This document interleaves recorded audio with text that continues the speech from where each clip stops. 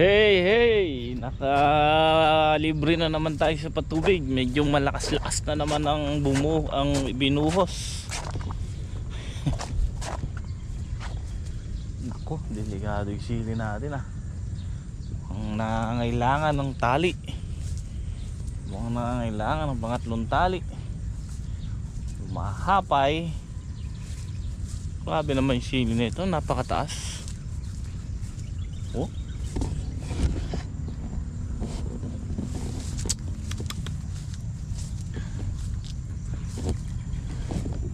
Awat muna kayo sa pagtaas.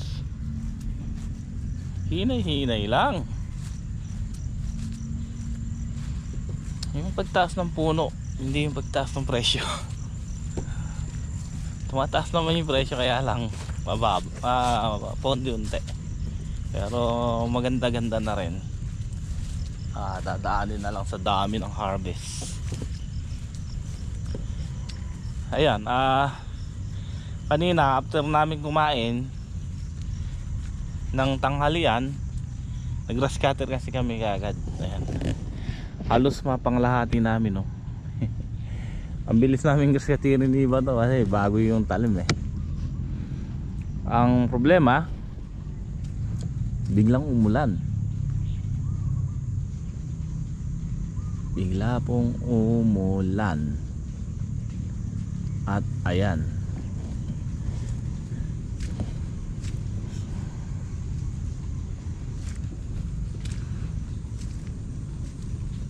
magtatali sana kami ni Batok, kaso ayaw tumigil ng ulan.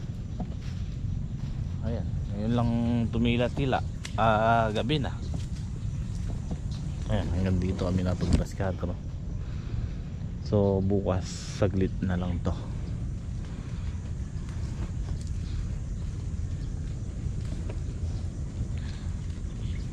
Pero bukas magang-maga, sige, sa ako na hapon siguro. Wala, malinis muna yan para pagka nag-spray wala nang taguan ng insekto. Sprayan natin ng yan, pang fungicide. Siyempre may halo na rin insecticide.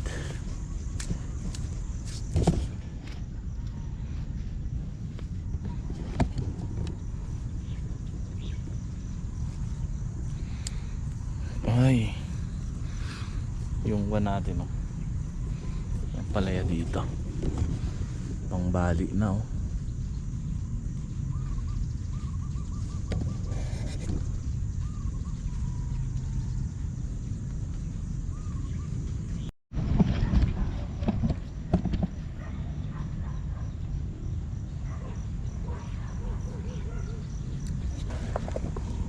Okay, at ayan, bukas pagka nayari kaming mag-grass cutter, so mapag tatali kami dito. Pagtutulungan naming tatlo pagka pumasok yung isa, si Joey. Hindi pumasok ngayon kaya dalawa lang kami ni Bato. Then nagpabili pa ako kay Paring G ng one ply kasi yung 10 one ply na nauna, ito na lang, halos 4 na lang, kaya lang puro bawas. So baka makadalawang butas lang yan, kulangin pa. Pero pagkakuan, dediretso na natin dun yan sa kabila. Nagpadagdag na ako ng pinabili.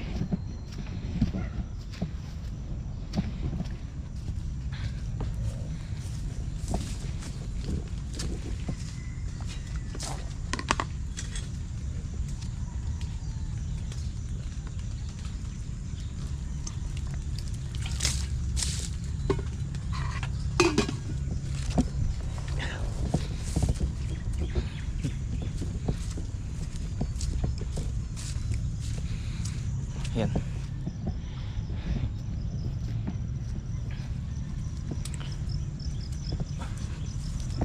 Obligadong talian tong sili pa.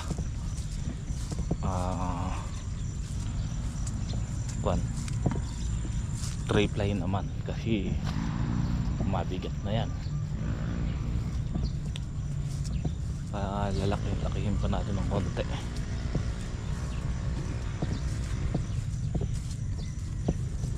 Ay, yun o, pang kwan na rin yung pang balag na rin. Kaya lang yung gumagawa nga doon, yung nagbabaon ng mga tulos, hindi pumasok ngayon Lunes. Kahapon naman kasi linggo, hindi siya nagtatrabaho pag linggo rito, day off siya. Tapos ayun, ngayon hindi naman siya pumasok. So siguro habang nag-grass cutter kami bukas,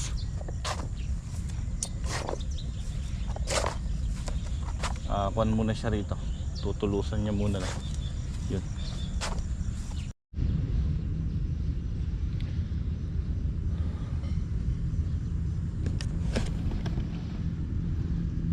Ayan na nga po ang ating talong. Ayan. Ito yung sinasabi ko po mga katong, na tinanim natin to nung June 1 nagsimula kaming magtanim, natapos kami rito ang A4 June 4. So tulad ngayon June 30, halos wala pang isang buwan o mag-isang buwan pa lang, pero tingnan nyo po, yan na yung ating talungan. Ito kailangan lagyan na natin na ano to ng tulos. Pagka humangin na may kasamang umulan na may kasamang hangin, delikado yung talong nito. Kaya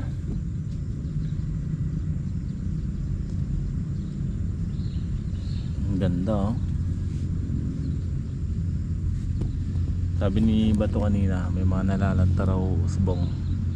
Yan yung kasi yung nakapangitlog na yung paru-paro bago natin ma-spray ng Propeya at saka ng Gold Rush. So yung nakakarang spray natin pang ano lang kasi yun mga pang-uod.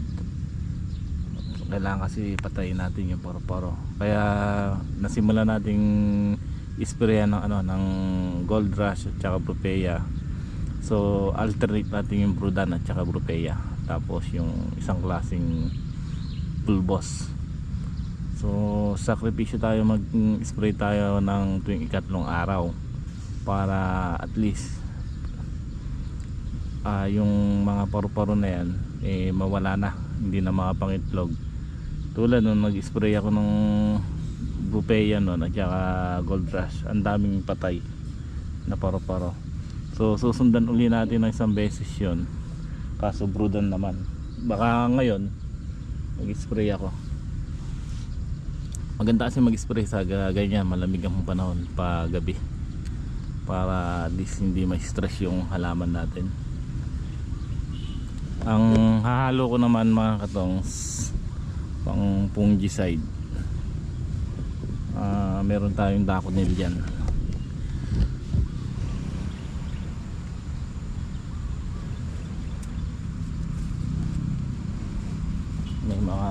May mga bulaklak na. May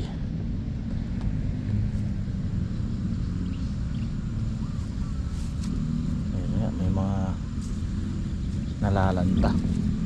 May mga nalalantang usbong. Kaya madalang lang naman. So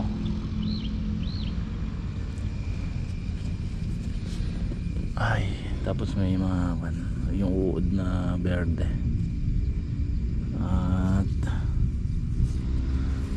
wala naman whitefly. So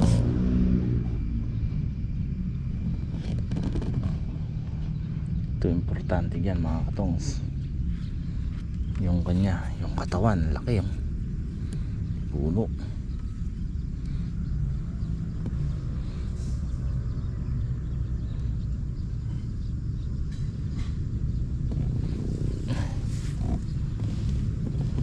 Pagkayari namin sa Ampalaya, malamang balik kami dito sa talungan. Mahaba na yung damo, grass cutter uli at saka pabalag. So siguro isang araw, mga 4 na araw, kasi mag-harvest pa tayo. So 4 na araw, 3 araw kami sa Ampalaya sunod-sunod, matapos-tapos yun. Tapos balik tayo dito sa talong, palag naman, at saka tsaka grass cutter. Kung natatandaan nyo, grass cutter namin to, unang grass cutter, tapos pataba. So tsaka tayo nagsimula uli gumawa doon sa talo, sa ampalaya. Ayan, taba ng puno niya, oh. Lusog, malusog.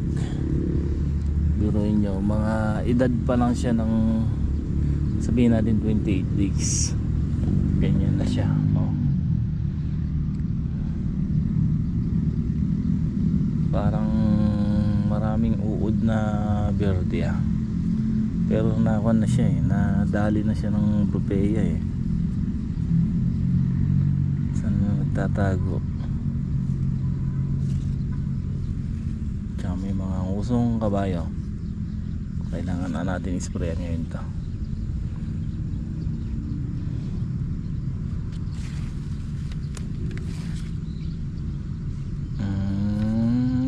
Fungicide at tsaka insecticide.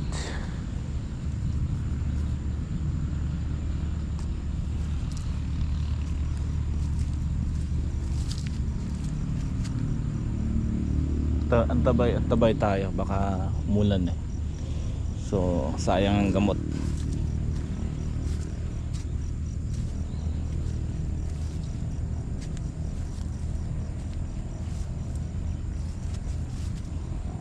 Ayun, hanggang dun yan mga katungs, pare-parehas. May mga ilan lang na maliliit na delay, pero mahabol. Ito yung sinasabi ko, nagkaroon siya ng butas sa ilalim, hindi naghilom yung putik niya, yung lupa sa ilalim, kaya hindi umano yung ugat, hindi kumapit.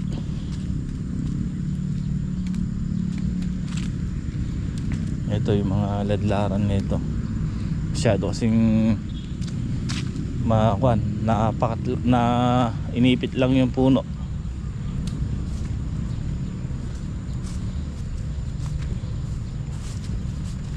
Pero bukod doon, wala na, okay naman na.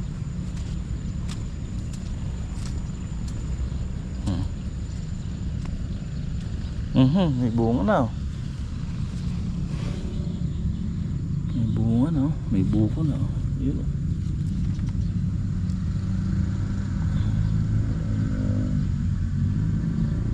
Kapal ng sanga niya, kasanga, may mga bulaklak.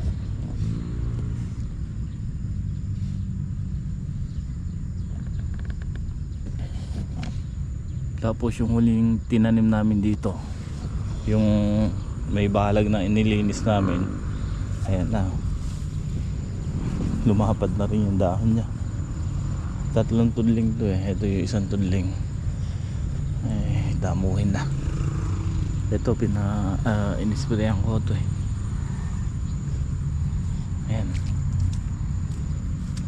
Sayang, may mga punla pa rito, pero pwede pa naman yun. Hindi natin masikaso,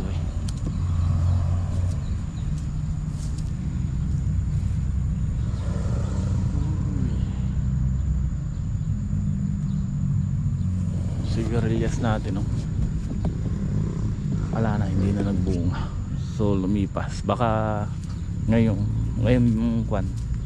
magbunga na, pero marami na tayong binhi na nakuha rito. Ayan,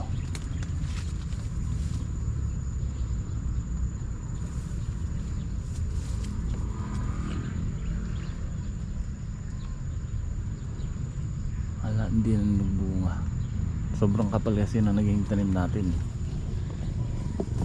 Ito napansin ko sa sigarilyas, nung tinanim ko to, masinsin, masipag pala yung magsanga yung sigarilyas, kaya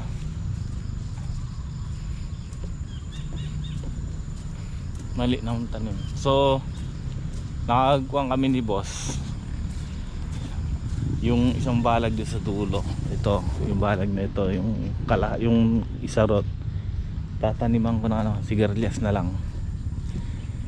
Ito sana binobomba ko, kaya lang inabutan tayo ng ulan eh, so hindi ko nangyari. Tapos nung kinabukasan at saka ngayon umuulan, so hindi ko na napapatuloy. Pero ganda sana, patay na sana kung na-sprayan ko na lahat. Pero ito kasi nisprayan ko paikot hanggang doon sa may dulo ng talong na yan.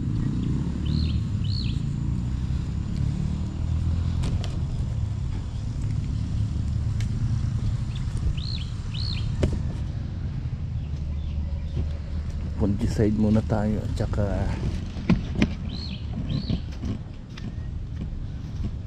kuan, fungicide at saka insecticide. Na-sprayan naman natin ng ng foliar.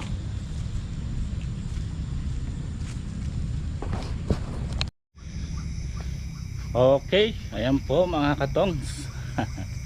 Nag-spray tayo dito sa talong. So isang karga na lang. Kanina pa tayo nag-spray. Bali nakakadalawang karga na tayo. Yan po, 7:44. Ayan, June 30.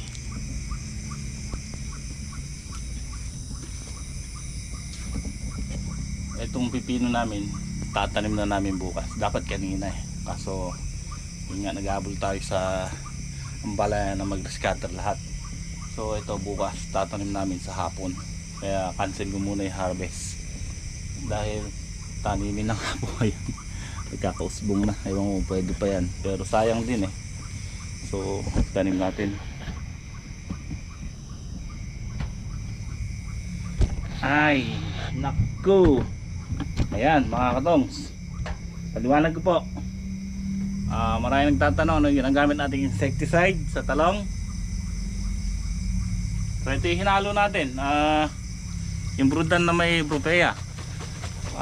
Ito ini-spray natin to, yung Brupea isang bote, hinalo natin sa Gold Rush, yung kalate sa 1 litrong brudan. So ina-alternate ko silang gamitin, at least parehas na may Brupea. So tulad na nag-spray ako nung isang araw lang ng Brupea at saka yung Gold Rush, kasi nga po nung nilinis namin talungan, ang dami ng paru-paro. So nagbahay na ng paru-paro kasi unang grass cutter natin yon. Tapos na late yung natin yung pag-spray ng Brupea. So ngayon nung in-sprayan ko ng Gold Rush at Brupea, nagpagitan lang ng 2 araw, in-sprayan ko uli nito ng brudan ngayon. So nung nag-spray tayo ng Brupea at Gold Rush, ang hinalo naman natin doon foliar.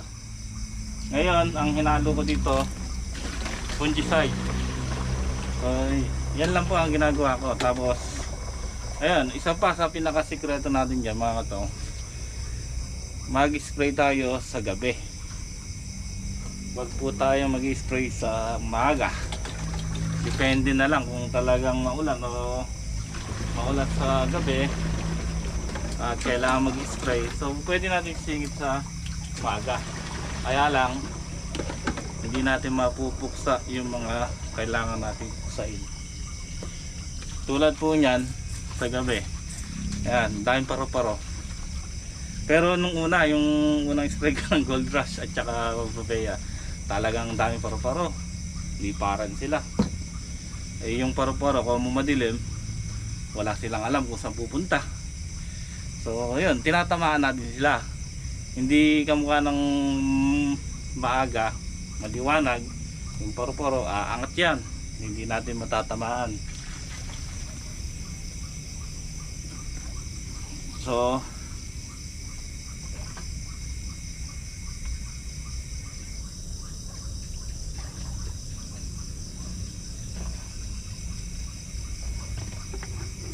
Kailangan lang talaga konting sakripisyo sa gabi.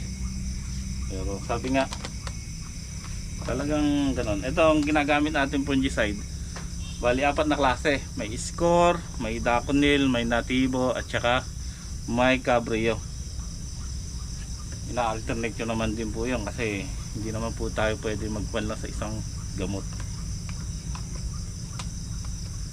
Tulad nga pagka nangyari po ang nag-spray ng ng Gold Rush, Brupea, at saka Brudan, Brupea, sunod na spray ko naman ibang klaseng gamot.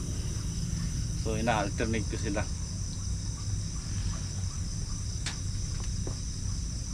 Sa ngayon wala pa naman white fly yung talong natin. Ang problema lang talaga natin ngayon sa ngayon yung stem borer.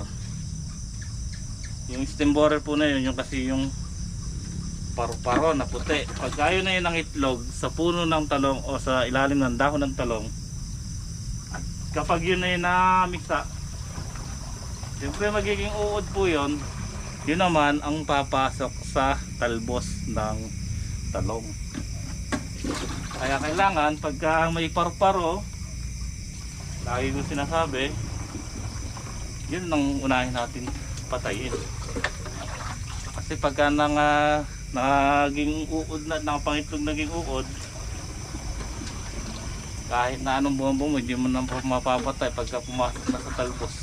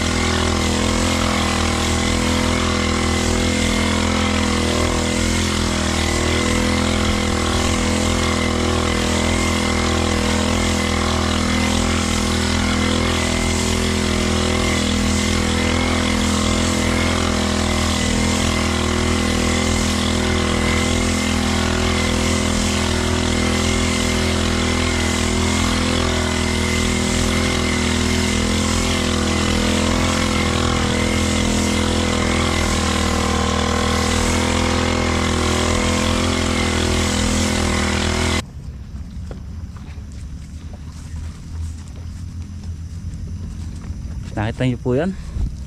Ang dami parang bumabaksak.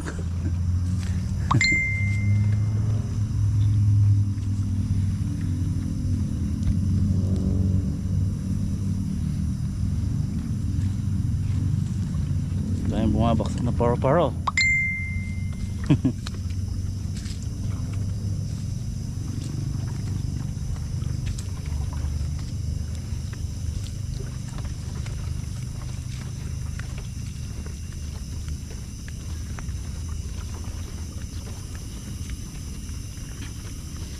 Tapos din tayo mag-spray.